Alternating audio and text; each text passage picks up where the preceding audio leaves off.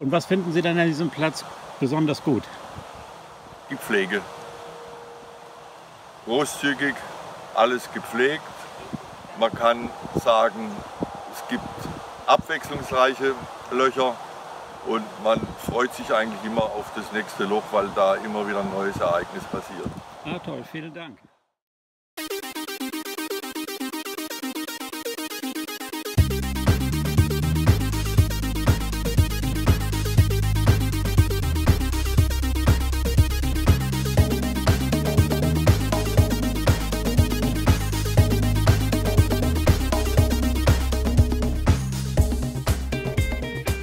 Wir waren in Italien und im Vergleich zu anderen Plätzen ist einfach der Platz vom Rasen, von allem sehr gepflegt und sehr schön und auch die Atmosphäre hier. Ah gut, vielen Dank. Also viel Spaß dann Also noch.